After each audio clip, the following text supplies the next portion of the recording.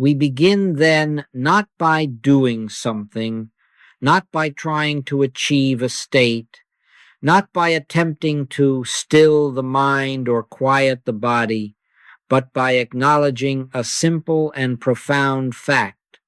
Stillness already is. We are not entering it.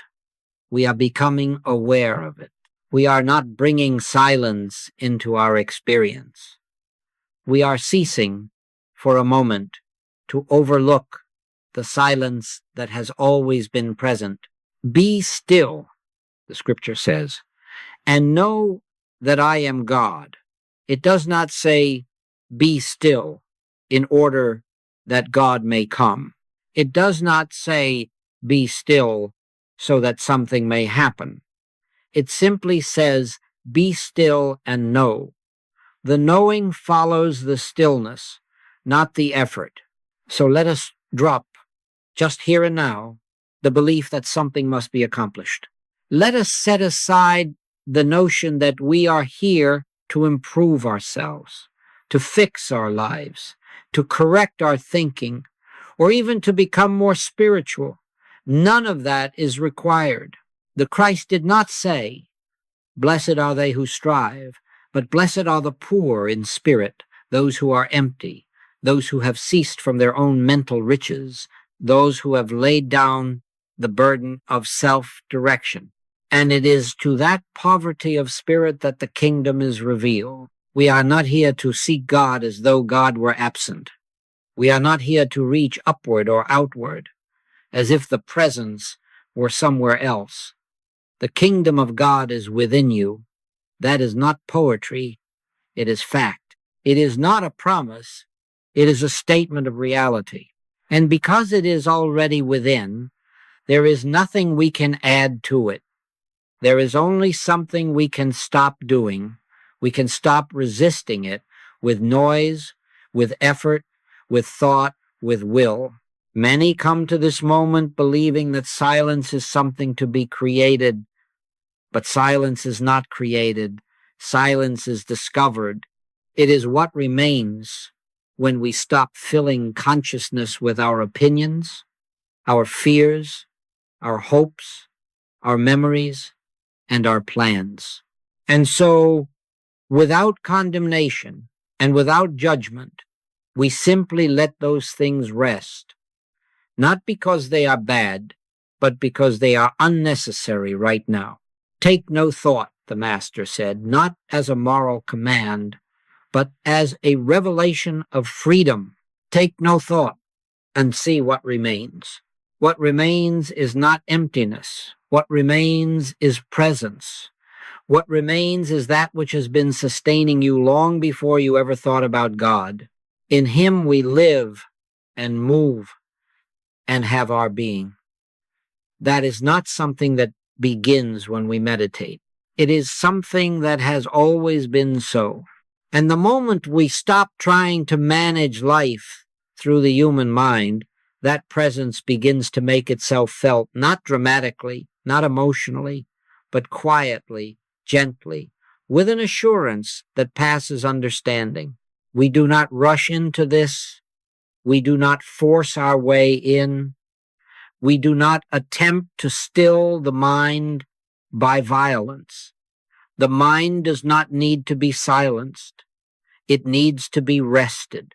Just as the body rests when it is no longer driven, so the mind rests when it is no longer used as the instrument of salvation, not by might nor by power, but by my Spirit, saith the Lord.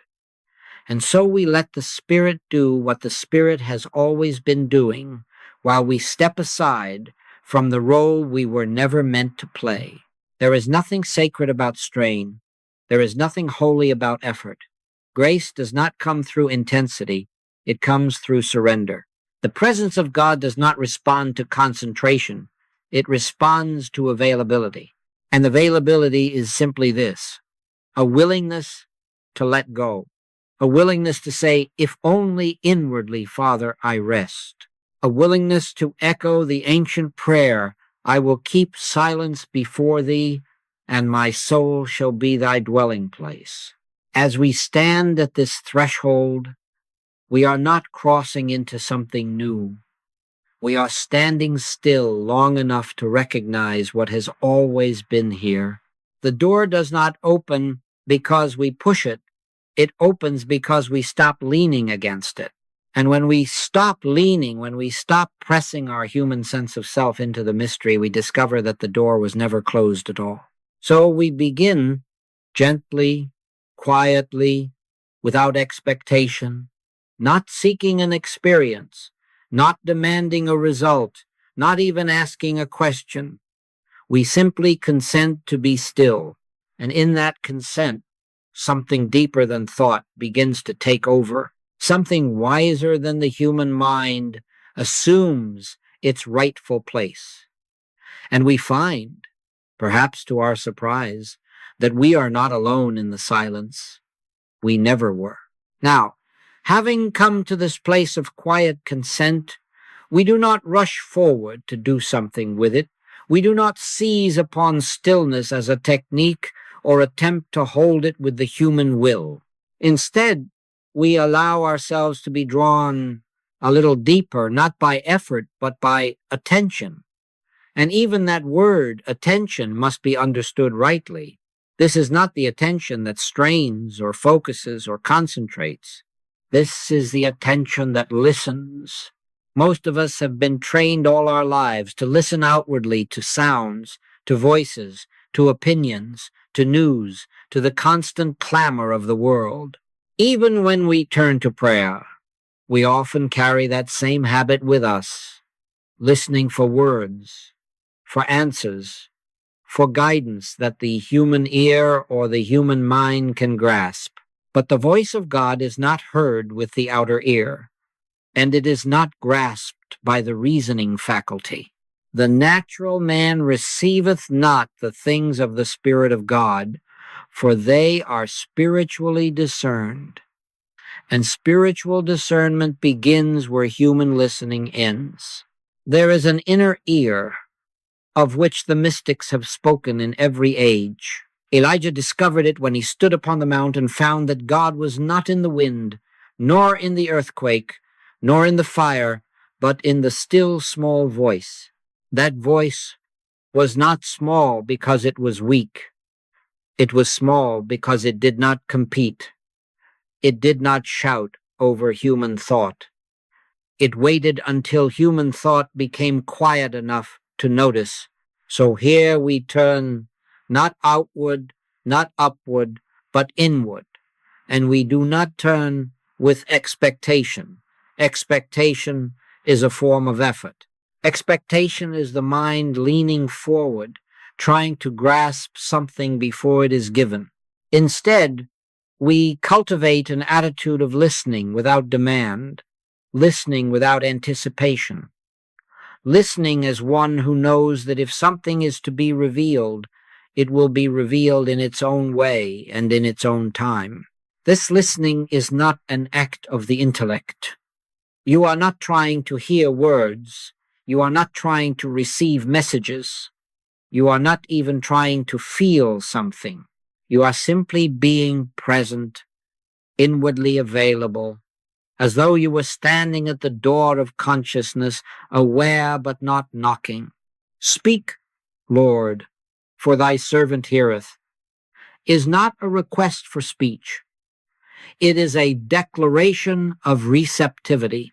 And you will notice, as you rest in this listening, that the mind may continue to produce thoughts. Let them come and let them go.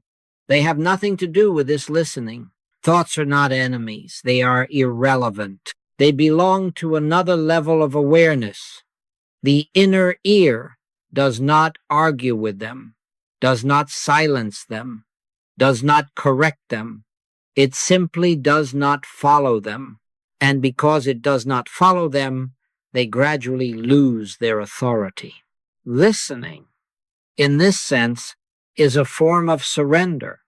It is the relinquishment of the belief that the human mind must be in charge. It is the quiet acknowledgement that there is an intelligence already present, already active, already governing. The Father within, he doeth the works. And if the Father within is doing the works, then the human mind may rest from its labors. There may come a moment, and it may be very subtle, when you feel as though you have tuned in to something just beyond thought, not beyond awareness, but beyond mental formulation. It is not dramatic. It does not announce itself. It does not say, I am God. It is simply a sense of rightness, of presence, of being held. And even if that sense does not come, do not be disturbed. The listening itself is the prayer. The listening itself is the communion. We are not listening to God as though God were separate. We are listening in God as God. For if there is only one mind, then the moment the human mind becomes still, that one mind begins to be recognized. And recognition is all that is necessary. Before they call, I will answer. And while they are yet speaking, I will hear. The answer is not something added to consciousness. It is consciousness unveiled. So remain gently in this listening attitude, not waiting, not watching, not searching, simply listening without object, without goal, without strain. And in this listening, something within you knows that it has come home. There is no excitement in this knowing, no emotion attached to it. There is only a quiet certainty, and that certainty does not come from thought. It comes from truth, bearing witness to itself. As we remain in this attitude of listening, something very important begins to reveal itself, not through analysis, not through reasoning, but through quiet awareness. We begin to see, perhaps for the first time, how much of our lives have been lived under the assumption that there are two powers, one called God and one called the world, one called spirit and one called matter, one called harmony, and one called discord. And it is this belief in two powers that has kept the human mind in ceaseless activity forever, trying to choose, to fix, to overcome, to defend, and to protect. But the moment we come into stillness, the mind begins to tire of that burden. It begins quite naturally to let go. For in the presence of truth, error does not need to be fought. It simply loses its plausibility. Hear, O Israel, the Lord our God is one Lord. That is not a theological statement. It is a spiritual law. There is one power, one presence, one life. And when that is recognized, even faintly, the whole structure of mental effort begins to collapse. We have believed that if we do not think, things will go wrong. We have believed that if we do not manage, control, and plan, life will fall apart. And yet the Master said, which of you by taking thought can add 1 cubit unto his stature? Taking thought has never been the source of life. It has never been the source of supply. It has never been the source of health or peace. Thought has only been the attempt to manage what God is already governing. So now, without argument and without resistance, we let the mind rest. We do not try to stop thinking. That would only give thought more importance. We simply see that thought is not power. We see that thought is not law. We see that thought is not the creative principle of the universe. My thoughts are not your thoughts, neither are your ways. My ways, saith the Lord. And when that is seen, thought can take its proper place as a servant, not a master. This is the great release. Not the release from problems, not the release from circumstances, but the release from the belief that the human mind must solve them. The moment that belief loosens, a deep rest enters consciousness. And that rest is not sleep. It is alert, alive, aware. It is what the scriptures call peace that passeth understanding. Peace not because everything has been explained, but because nothing needs to be explained. Here we discover that evil, lack, disease, confusion, all the appearances that once seemed so real have no power of their own. They have borrowed power from belief. And belief itself has no power in the presence of truth. Resist not evil, the Master said, not because evil is strong, but because it is unreal. Resistance gives reality to that which has none.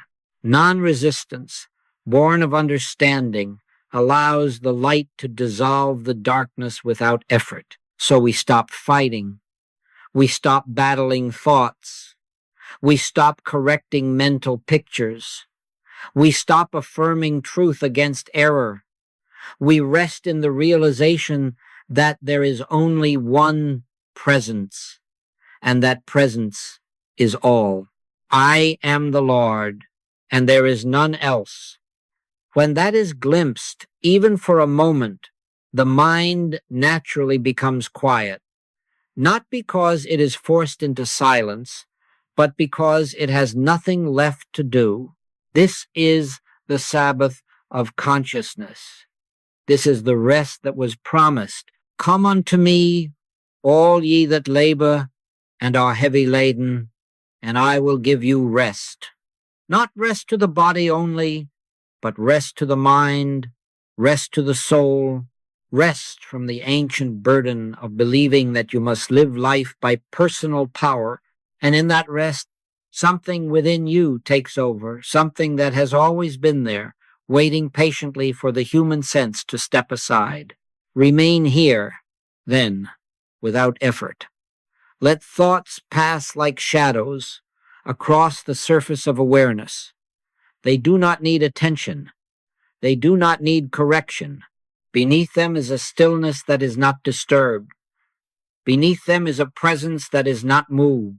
And as you abide there, you begin to know, not intellectually, but inwardly, that there has never been more than one power, one life, one mind.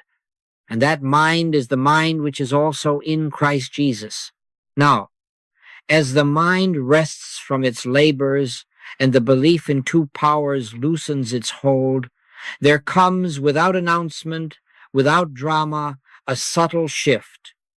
It is not an experience in the human sense. It is not an emotion, nor a vision, nor a thought.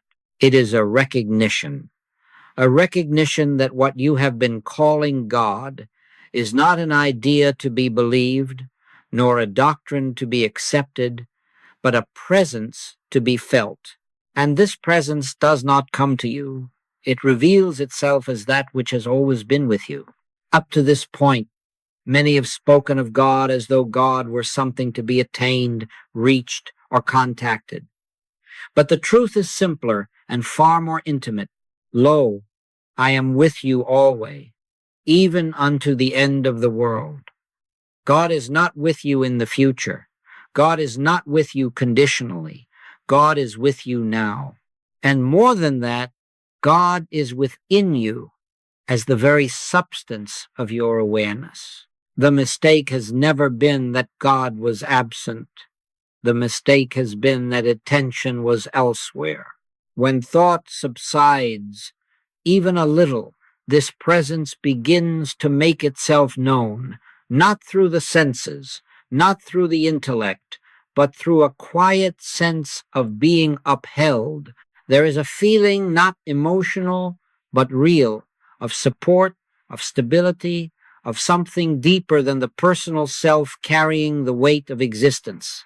And in that moment, one understands why the psalmist could say, underneath are the everlasting arms.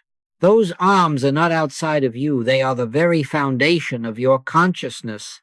This is why words about God have never satisfied the soul. You can speak about God endlessly and remain untouched. But the moment God is felt, even faintly, the need for words disappears. Taste and see that the Lord is good. Taste not, think, not analyze, not affirm. Taste. Feeling precedes understanding here, and that feeling is not excitement or rapture. It is quiet certainty. It is the calm assurance that all is well, not because circumstances have changed, but because reality has been recognized. Do not try to hold this recognition. The moment you try to grasp it, it slips back into concept. Presence is not held, it is allowed. It is like light in a room. You do not catch it, you remove the obstruction. And as you remain still, without trying to name what is happening, without attempting to describe it to yourself, this sense of presence deepens of its own accord. Grace unfolds naturally when it is not interfered with. Here we discover that God is not a distant ruler, not a judging power, not a force to be appeased. God is life itself, your life. I am come that they might have life, and that they might have it more abundantly. That abundance is not quantity, it is depth. It is the depth of awareness that comes when the false sense of separation dissolves. And in that dissolution, fear has nothing to stand on. You may notice now that there is less interest in thoughts about yesterday or tomorrow. Time begins to lose its grip. This is not because you are suppressing memory or planning, but because you are touching something timeless. I am Alpha and Omega, the beginning and the end. That which you are becoming aware of does not move through time. Time moves through it, and as you rest here, even briefly, the weight of past and future lifts. This presence does not speak in sentences. It does not explain itself. It does not instruct. It is, and its being is communicative in a way words can never be. It communicates peace without reasoning, order without control, harmony without effort. And this is why the Master could sleep in the storm.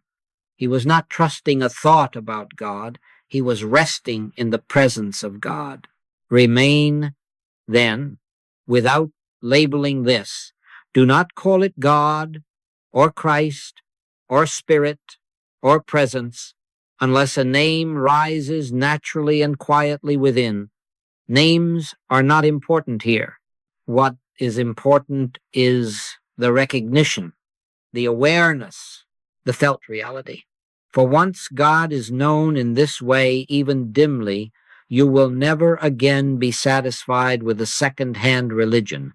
You will know why it is written, "They shall all be taught of God." Having come to this recognition of presence, there is now something very important to understand, lest the human mind attempt to take over again and turn even this sacred awareness into a practice, a system, or a routine. What is happening here is not the result of discipline, nor of repetition, nor of correct technique. It is the activity of grace. And grace, by its very nature, cannot be earned, directed, or improved upon. By grace are ye saved through faith, and that not of yourselves. It is the gift of God. So now we rest not because we have done something well, but because there is nothing left to do. The temptation at this point is subtle. The mind may say, now I have found it, now I must learn how to keep it, now I must return to this state again tomorrow. But that very impulse is the old belief in personal responsibility attempting to reassert itself. Grace does not need to be maintained. Grace maintains you. The stillness you are touching is not fragile. It does not come and go at the whim of human attention. It is the ground of your being. The reason it has seemed to come and go is that attention has wandered, not that presence has departed. If I make my bed in hell, behold, thou art there. Even in confusion, even in noise, even in fear, this presence remains intact. Our work is not to bring it back, but to stop leaving it. Here we learn the difference between spiritual practice and spiritual yielding. Practice implies effort, repetition, and improvement. Yielding implies trust. It implies a willingness to let God be God. And that willingness is itself the highest prayer. When the Master said, "Not my will, but thine be done," he was not making a plea. He was stating a fact. He was resting in the recognition that there is only one will, one law, one activity, and that activity is divine. So we let the stillness work. We do not attempt to use it for healing, for supply, for guidance, or for peace. The moment we try to use it, we step out of it. Stillness is not a means to an end. It is the end of means. And yet, paradoxically, it is in this resting that healing unfolds, that supply appears, that order establishes itself. Seek ye first the kingdom of God and his righteousness, and all these things shall be added unto you. Added, not achieved, not earned, not forced. Grace works silently. It does not announce its progress. It does not consult the human mind. It does not explain its methods. It simply unfolds, naturally and inevitably, as consciousness yields. And this is why so many have struggled spiritually. They have tried to do what can only be allowed. They have tried to demonstrate what can only be recognized. They have tried to practice what must be trusted. As you remain here, you may notice that there is less interest in judging the depth of your stillness. You are no longer asking, is this deep enough? Is this real? Is this working? Those questions belong to a consciousness that still believes it must evaluate God. But God is not subject to evaluation. God reveals itself in proportion as we stop evaluating. This is the great Sabbath, the rest that follows creation, not because creation is finished, but because it is complete. God saw everything that he had made, and behold, it was very good. That goodness did not need improvement then, and it does not need improvement now. What is required is recognition, and recognition flowers naturally when we rest in grace. So remain quietly, without expectation. Let the stillness be still. Let grace do what grace has always done. You are not holding yourself in God's presence. God's presence is holding you. And when that is known, not thought, not affirmed, but known, you understand why the psalmist could say, "Surely goodness and mercy shall follow me all the days of my life," not because he pursued them, but because he rested in the source from which they flow. Now, as we rest in grace and allow the stillness to be itself, there comes another gentle revelation, so gentle that it may be overlooked if we are not attentive. It is the realization that time, as we have known it, begins to lose its authority. We are no longer counting moments. We are no longer measuring progress. We are no longer waiting for something to happen. And this is not because we have entered into a trance or withdrawn from awareness, but because we are touching that which is not in time. Human consciousness lives by clocks and calendars. It remembers yesterday and anticipates tomorrow. It asks, how long has this lasted? How much longer must I wait? But spiritual consciousness knows nothing of duration. It lives in what the Master called the hour that now is. Before Abraham was, I am. Not I was, not I will be, I am. And that I am is the eternal present, the only place where God can be known. As long as we are watching the clock of consciousness, we cannot rest. Waiting is a form of tension. Expectation is a subtle form of effort. But when we let go of the need to measure, something within us relaxes completely. We are no longer trying to get somewhere. We are no longer asking whether this silence is deep enough, long enough, or effective enough. We are simply here, and here is where God is. This is why the scriptures speak of abiding. Abide in me, and I in you.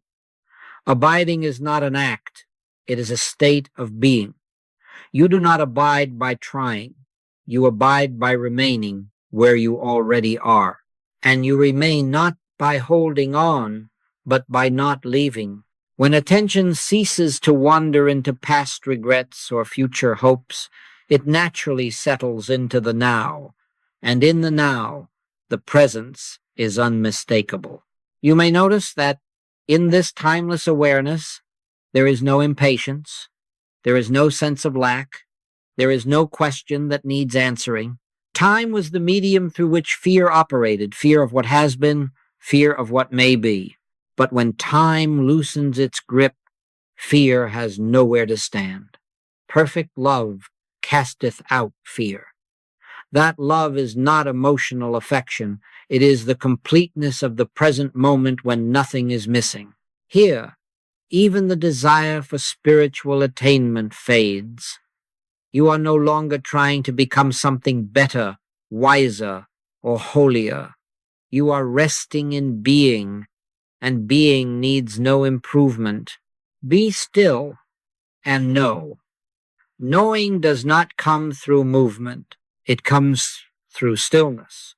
It comes when the mind ceases to run ahead of life or lag behind it and simply meets life where it is. This timeless abiding is not something you must maintain. It is not fragile. It is not dependent on silence or conditions. It is the background of every experience, though rarely noticed. And the more often you touch it, the less you think about touching it. It becomes familiar, not as a habit, but as a home. You begin to recognize it even in activity, even in sound, even in motion. For eternity is not the absence of movement, it is the presence of reality. So remain without watching the minutes, without checking in on yourself, without asking how long this has been or how long it should be. Let time pass if it will. Let it stand still if it chooses. You are not in time now. Time is in you. And as you abide in this awareness, you begin to understand why the apostle could say, now are we the sons of God. Not later, not someday, now. As we abide here, beyond time and beyond effort, there is a subtle but profound shift in our understanding of healing. Up to this point in our human experience, healing has seemed to be something that must be sought, directed, or achieved, something that requires attention to conditions, symptoms, or circumstances. But in the light of this stillness, another truth reveals itself. Healing is not an act, it is a consequence. It is not a goal, it is a byproduct of truth realized. Healing does not come because we have asked for it correctly, nor because we have held the right thought, nor because we have attained a certain depth of meditation. Healing comes because the false sense of separation has relaxed. And when separation relaxes, harmony is uncovered. I am the Lord that healeth thee. That statement does not describe an intervention. It declares an identity. God does not do healing. God is the wholeness of being. Notice that in this stillness, there is no attempt to heal anything. There is no naming of conditions. There is no searching of the body or the mind for something that needs correction. And yet, precisely because we are not trying to heal, the law of harmony is free to operate. Seek ye first the kingdom of God, and all these things shall be added. Added, not requested, not forced, not mentally arranged, added as a natural result. This is why the Master never treated disease as a reality. He did not study it. He did not diagnose it. He did not even resist it. He simply knew the truth of being, and that truth made the false appearance irrelevant. Stretch forth thy hand, he said, not because the hand needed to be fixed, but because the man needed to recognize that life was not limited. The healing followed recognition, not effort. So here we rest without intention. Intention belongs to the realm of personal will. And personal will, no matter how sincere, cannot bring forth spiritual results. The flesh profiteth nothing. When we let go of the desire to change, improve, or fix ourselves or others, we are not becoming passive, we are becoming receptive. We are making room for the activity of the Christ, which heals silently and without announcement. If there is pain in the body, let it be. If there is unrest in the mind, let it be. We are not ignoring these things. We are refusing to grant them authority. We are not denying their appearance. We are denying their power, for power belongs to God alone. I am God, and there is none else. And where there is only one power, appearances cannot govern outcomes. You may find, as you rest here, that there is a softening, a loosening, a release that you did not plan and could not have produced. This is not because you have done something right. It is because you have stopped interfering. Healing, supply, peace, these are not achievements of the human self. They are evidences of divine order becoming visible when consciousness aligns with truth. And let us understand this clearly. Healing does not always announce itself immediately to human sense. It unfolds according to spiritual law, not human expectation. But once truth has been recognized, the process is irreversible. My word shall not return unto me void. What has been seen cannot be unseen. What has been recognized cannot be undone. Stillness has its own authority. Remain, then, without watching for results. Watching is another form of effort. Trust the law, trust the presence, trust the silence, the stillness that knows God, knows how to heal without help. And as you abide in this awareness, you will find that harmony expresses itself naturally in the body, in the mind, and in the affairs of life, not because you have worked for it, but because you have yielded to what eternally is. Now, as we remain in this stillness, free of effort, free of intention, free even of the desire for healing, there comes a realization so simple that the human mind often overlooks it. It is the realization of oneness, not oneness as an experience to be attained, not oneness as a mystical union to be achieved, but oneness as a fact already established. I and my Father are one. That statement was not a claim of special privilege. It was a revelation of spiritual identity. Up to this point, many have believed that oneness with God must be felt in some extraordinary way. They have waited for a sense of merging, a loss of individuality, a moment of ecstasy. But oneness is not an experience. Experience belongs to the realm of duality, one who experiences and something experienced. Oneness leaves no room for such division. It is known, not felt. It is recognized, not achieved. Here, thought becomes unnecessary. Not because thought has been silenced, but because it has nothing to add. The truth of oneness does not improve with explanation. It does not deepen with description. It simply is. The Lord, He is God. There is none else beside Him. And if there is none beside Him, then there is no separate self standing apart, hoping to unite with what has never been divided. This is why the Master could say, "Abide in me." He was not asking for devotion to a person. He was pointing to a state of consciousness. Abiding means resting in the awareness that there is one life, and that life is expressing itself as your being. You are not entering into oneness. You are ceasing to imagine separation. And the moment that imagination loosens, even slightly, the burden of selfhood begins to fall away. You may notice now that there is no urge to say, "I am one with God." Statements belong to thought. Oneness needs no declaration.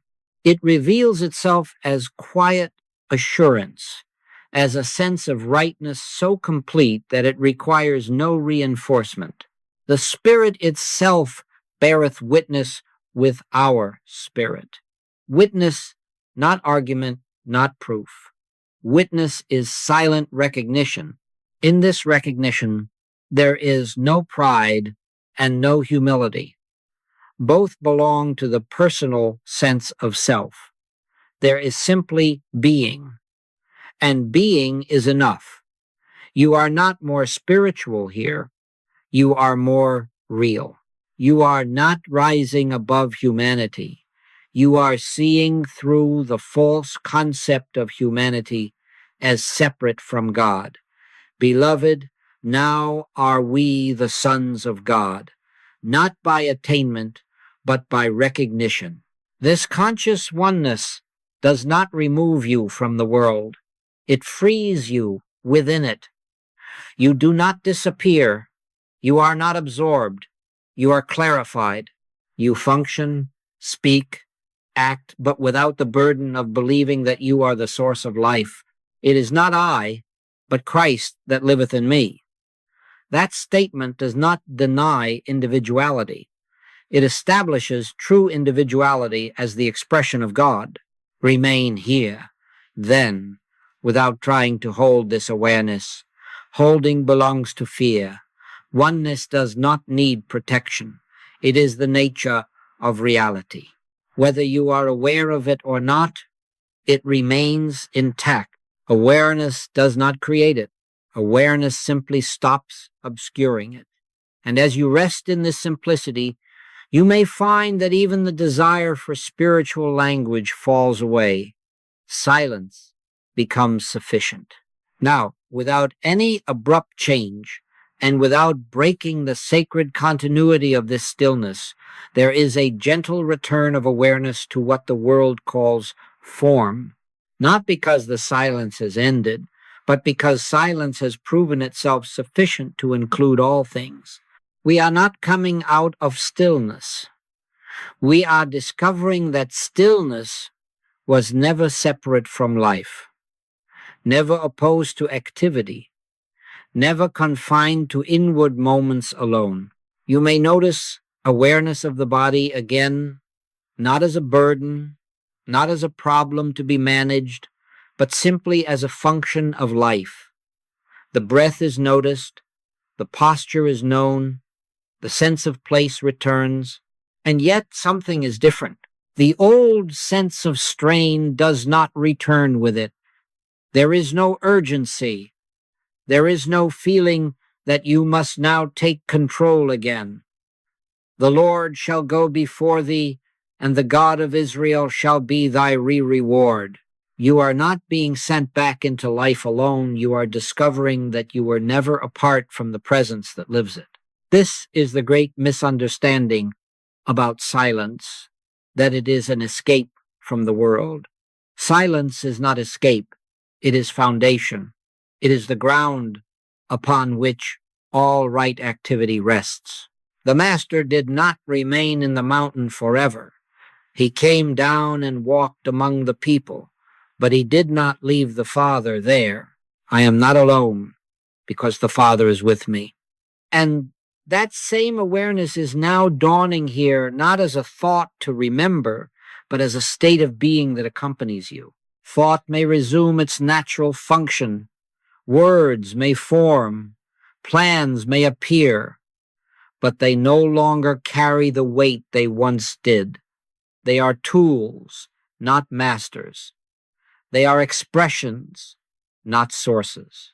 You may notice that you are less inclined to argue with circumstances, less inclined to resist what is, less inclined to take personal responsibility for outcomes that never belonged to you in the first place. Cast thy burden upon the Lord, and he shall sustain thee. That casting is not an action. It is a recognition that the burden was never yours. As awareness opens outward, silence remains inward, not as something you hold on to, but as something that holds you. You are not required to remember this silence consciously throughout the day. Memory belongs to time. This stillness belongs to eternity. It will assert itself whenever needed, without being summoned. And often, it will be most evident when you are least aware of it. This is the secret of living the infinite way, not retreating from the world, but letting the world rest in God. You do not have to protect this awareness. You do not have to explain it to anyone. You do not have to name it.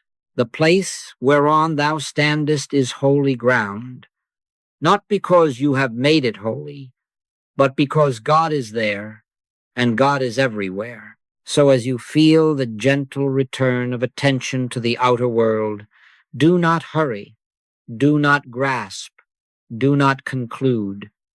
Let silence remain the background of all that appears.